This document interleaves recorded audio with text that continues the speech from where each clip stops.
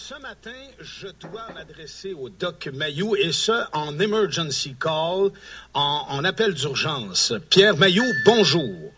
Oui, bon matin, Yves. Tu m'inquiètes avec ton... Ah, Pierre. Comment tu me présenter, oui? Pierre, je te sais un homme nerveux, je te sais sensible et fragile aux critiques. Alors, je crains que les prochaines secondes pour toi soient pénibles. Ah oui, allons-y. Alors, on y va, mon cher Pierre. Quelqu'un m'écrit, d'ailleurs, quand je te dis, il faut être précis dans ce qu'on dit. Souvent, quelqu'un de commune mesure s'exprime en disant ma truite, elle avait 1,5 pieds. Finalement, elle avait 4 pouces. C'est différent d'1,5 pieds. Quand on parle, souvent, on n'est pas précis. On en met beaucoup plus. Alors moi, quand je dis beaucoup, c'est au pluriel, et ça veut dire plus de 10 courriels. Quand on a plus de 10 courriels sur un sujet, c'est énorme. Parce que pour que quelqu'un prenne la peine de s'arrêter, d'abord arrêter sa vie, se concentrer sur un sujet, que serait celui de Yves Landry qui parle au Doc Mayou, c'est quand même important, là. Tu sais, les gens dans leur vie ont leur vie à vivre. M'amener à Pierre Mayou, médecin, Yves Landry, n'importe qui, on s'en fout, puis on vit notre vie. Alors, une dizaine de courriels, c'est beaucoup, et ils sont tous un peu du même genre. Je te lis ce qui suit. Oui. Attention, Pierre. Alors, c'est François qui m'envoie ceci, et je tais son nom de famille afin de respecter un peu, parce que ce qu'il envoie n'est pas tout à fait... Bref, nous verrons. Salut Yves. Yves, ça vous fait pas peur de parler à un homme aux tendances pédophiles comme le Doc Mayou, qui prend la peine de vous répéter lors de 2 entrevues la beauté incroyable d'une petite fille de 11 ans tuée par son père? C'est gênant. Que faites-vous, Monsieur Landry? Vous vous dirigez à quel endroit? Vous êtes en train de croupir dans une pauvre station web. On voit bien que vous ne savez que faire pour attirer l'attention. Ce fameux Doc Mayou est refusé partout. Il s'est fait barrer partout là où il est passé. Vous êtes le seul à lui accorder de l'antenne parce que vous ne valez plus rien. Hey, c'est dur pour moi puis c'est dur pour toi, Doc Mayou. Là, je monte le long de la 55 à Trois-Rivières aujourd'hui et je veux me faire prescrire quelque chose qui va m'empêcher de descendre trop bas après un courriel du genre. Oh, mais je trouve ça intéressant. Bon, et je vais devoir t'annoncer une nouvelle. J'ai été choisi pour être conférencier surprise au congrès annuel des étudiants en psychologie de la province de Québec, qui va se tenir à Gatineau le 2 mars prochain.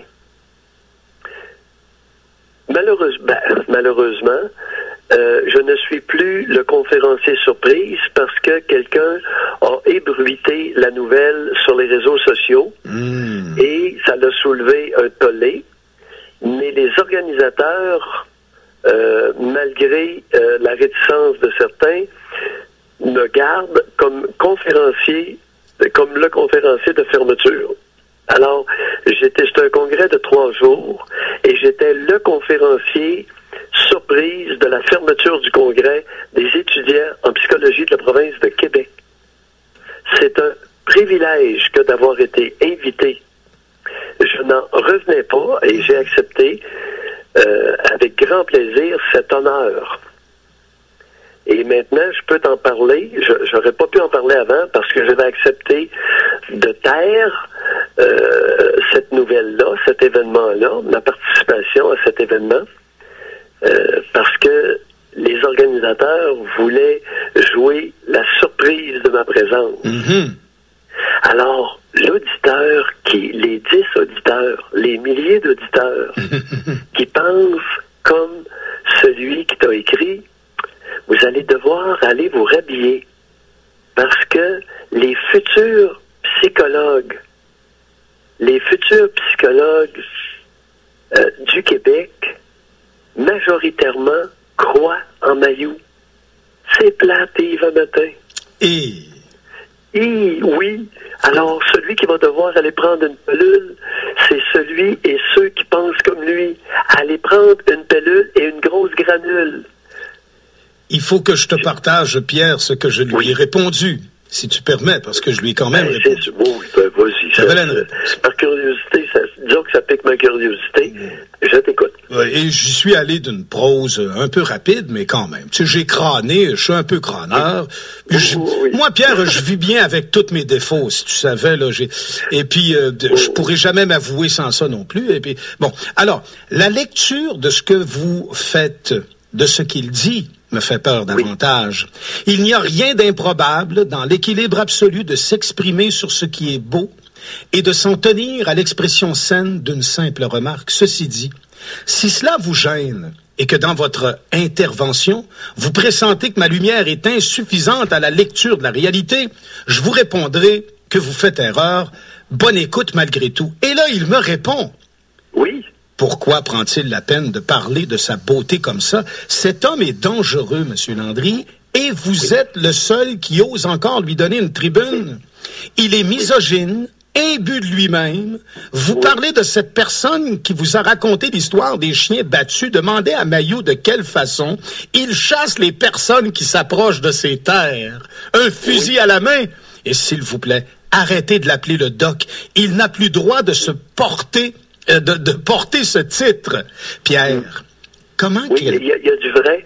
Je suis d'accord avec plusieurs points que tu viens de soulever. Oui. C'est vrai que je suis dangereux pour une société. C'est vrai que j'ai déjà chassé des skidoo qui traversaient sur mes terres en 1982. C'est vrai que j'ai déjà retourné des individus sur mes terres avec une hache à la main. Alors, il y a du vrai dans ce que l'auditeur écrit. Une hache à la main! Excuse-moi, Pierre, ça me fait rire. Non, mais c'est tout à fait normal. J'étais très sérieux. Je le sais. Mais revenons à l'essentiel, qui est de souligner publiquement, à 2 reprises, la beauté de la petite Béatrice, 11 ans. Ben oui. Ben oui. J'ai souligné, je t'ai souligné, je l'ai souligné à ma compagne, la beauté de la petite Béatrice Godin, 11 ans. La raison d'avoir souligné à 2 reprises publiquement avec toi la beauté de cet enfant-là, c'était pour attirer l'attention sur comment le géniteur de cet enfant-là négociait la beauté et l'attrait sexuel de sa petite qui n'était même pas encore pubère. Moi, Pierre, j'ai très bien compris. J'ai compris ce niveau-là, j'ai compris l'autre niveau aussi, mais as-tu vu? D'abord, l'auditeur prend du temps de sa vie pour écrire cela, là, ce que je viens de vous dire. Alors, il y a des hommes, il y a un pourcentage de pères au Québec qui bandent sur leurs filles prépubères, qui vont s'exciter en regardant, en convoitant sexuellement leur fille pour aller décharger dans la bonne femme. J'ai bien dit, il y a un pourcentage d'hommes au Québec. Je ne peux pas le chiffrer. On n'a pas d'études là-dessus. Et on n'en aura pas. Ben non. Tu sais pourquoi qu'on n'aura pas d'études là-dessus? Il n'y a pas un psychologue qui va faire une étude là-dessus. Parce que le chiffre pourrait chambouler la tribu.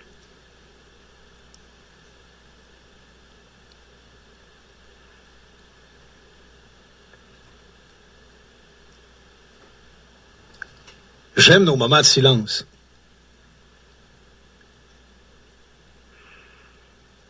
Pierre. C'est là où on en est. Pierre, je comprends très bien. Mais vois-tu à quel point... Et là, je n'ai pas parlé. Là, j'ai parlé de l'inceste psychologique. Ah non. Mais j'ai pas parlé de l'inceste réel où le bonhomme fourre la petite. Mais Pierre... Et ça, il y a un pourcentage qui est beaucoup plus connu. Pierre, prenons un peu de recul, le nez sur l'écorce, on ne voit pas la forêt. Regardons la forêt un peu. Après le nombre d'années où tu t'intègres dans les médias en tant que psychiatre, parce que tu es psychiatre, et regarde les résultats et es-tu surpris de voir à quel point il est impossible, un, d'être différent, deux, d'utiliser la liberté d'expression dans ce qu'elle exprime, dans ce qu'elle veut dire, et trois, d'amener les gens à entendre des choses vraies, ou encore dans un cadre de possibilité. C'est gros à entendre. C'est dur à entendre. C'est rugueux à entendre. On continue. Oui, on continue. Mais tout ça aurait été une forme de pierre d'achoppement en ce qui te concerne, Pierre Mailloux. Et quelqu'un m'écrivait dans les 10 commentaires que j'ai, pourquoi fait-il ainsi? Il existe combien de psychiatres que nous ne connaissons pas, qui font leur travail et qui gagnent leur vie? Le doc Mailloux s'est arraché des médias alors qu'il y connaissait du succès. Il dit lui-même être un psychiatre performant et excellent, et il vient de perdre son droit de pratique. Pourquoi agit-il ainsi? Oui, premièrement, j'ai pas perdu mon droit de pratique, j'ai été radié provisoirement. Et voilà. Alors, temporairement, puis le 1er mai, je suis de retour en pleine pratique, là. Oui. Fait que je vais être pendant encore longtemps. Yes. Fait que je suis pas un médecin radié, je suis un médecin radié temporairement jusqu'au 1er mai. J'ai 9 mois de fête, il me reste encore 3 mois. Oui. Correct? Oui. Deuxièmement, Yves, on continue, on lâche pas la galette. Non. Ce matin, oui, l'article de Régent Tremblay dans le Journal de Montréal est à lire absolument. On a un incontournable dans tous les médias québécois ce matin, et c'est l'article de Régent Tremblay dans le Journal de Montréal, où il pose une question. Est-ce que les 3 sœurs du Four-Lapointe, dont 2 sont médaillées d'or et d'argent dans le saut à bosse à Sochi,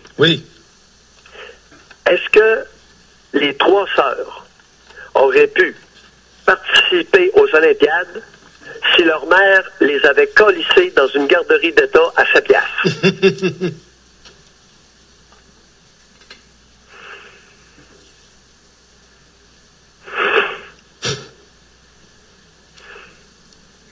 Sûrement pas. Cette question-là m'a fait mal. Oui.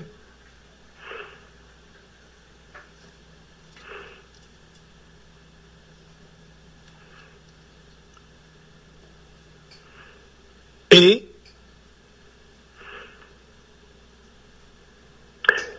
Si jamais Yves, que Régent Tremblay avait posé une question pertinente et qu'elle s'avérait fondée, c'est terrible ce qu'on fait aux enfants au Québec. Oui. Si jamais cette question-là est fondée et que les garderies pour les bébés québécois sont un génocide, c'est épouvantable ce à quoi on assiste, créé par Pauline Marois. J'ai bien dit les garderies pour bébés. À partir de 3 ans, c'est un espace de socialisation important. Très valable. Oui, valable. Important. Oui. OK? Mais les bébés, les 0-2 ans, les 6 mois, 2 ans, dans les garderies d'État, c'est un massacre à la tronçonneuse. D'après Mailloux. Peut-être qu'il se trompe. Non, je crois pas que tu te trompes. Est-ce que les 3 sœurs Dufour-Lapointe seraient actuellement à Sochi si elles avaient été calissées dans une garderie d'État de Pauline Marois? Je crois pas que tu te trompes, Pierre. Par contre, il faudra peut-être en discuter et revenir un peu sur ce point-là. J'ai de la difficulté à séparer ce qui est inné d'une personne et ce qui lui est racolé de ce qu'elle va vivre de par sa naissance, tu comprends? J'ai de la difficulté à voir que des gens dans une famille, par exemple, de 6 enfants, ont la même éducation et les 6 personnalités sont différentes, et également, sous le plan social, elles seront toutes ou auront toutes une forme différente dans leur fonction sociale, au niveau de la confiance, au niveau du développement. Tu sais, parfois, je me dis que Yves aurait pu difficilement être autre chose que Yves, nonobstant ce que sa famille lui aura vécu, le nid dans lequel il aura abouti. J'ai de la difficulté avec ça. Oui, sais-tu quelle question que je me suis posée? Non. Ce matin? Oui, vas-y, oui. Avec l'article La Régent? Je me suis demandé si je serais ce matin ce que je suis si j'avais été crissé dans une garderie par ma mère à 9 mois. OK. Est-ce que nous nous parlerions ce matin comme nous le faisons là?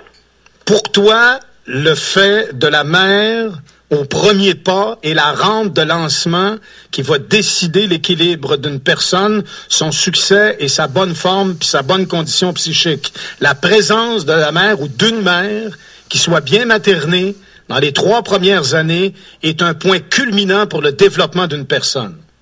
Yves, j'étais un petit garçon tout timide, très sensible, facilement timoré. Tu comprends? Oui. J'étais ça comme petit gars. Oui. Alors, si j'avais été dompé dans une garderie, là, je me serais fait hacher en morceaux.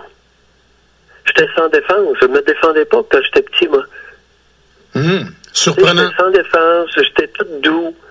Je me serais fait varloper, je me serais fait démolir par les crétins, les autres enfants crétins. Il y a des enfants qui sont crétins. Oui. J'étais pas comme ça, j'étais sans défense. Oui. Donc, Pierre, dans ta pratique, régulièrement, il te sera arrivé de voir des enfants, d'où la source selon ta réflexion, et un maternage, appelons-le ainsi, dysfonctionnel et manquant. Il y a beaucoup de carences psychiques causées par ça? T'es convaincu de ça? Le lien maternel, écoute, lorsque j'ai écrit ma biographie, j'ai été obligé de tout revoir ma vie. Et c'est pour ça que ça m'a rendu encore plus conscient, parce que j'ai été obligé de revisiter toute ma vie. Et j'ai eu une chance incroyable.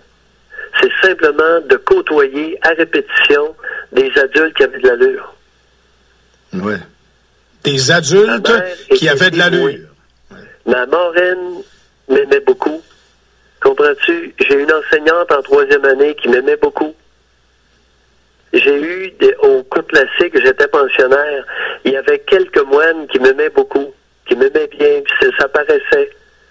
Au collégial, j'ai eu une couple de professeurs qui m'aimaient beaucoup, qui m'appréciaient, puis ça se sentait.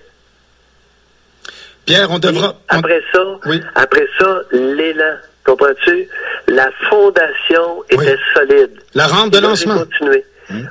Oui, à mon cours à McGill, il y avait le chef du département de psychiatrie au Montreal General qui, de toute évidence, m'aimait beaucoup.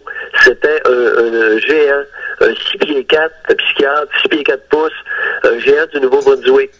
Mais il m'aimait. Ça se sentait. Pierre, on se reparle, -10. Oui. Dans l'heure. Merci infiniment. Et je te dirai que je continuerai impunément à te parler pour un paquet de bonnes raisons. Et parce que présentement, en radio, t'es ce qui se fait de plus divertissant, mais c'est moi qui dis ça. Je lui accorde la valeur de savoir ce que je dis. Bonne journée à toi, Pierre. Merci beaucoup, Yves. C'est moi qui te remercie.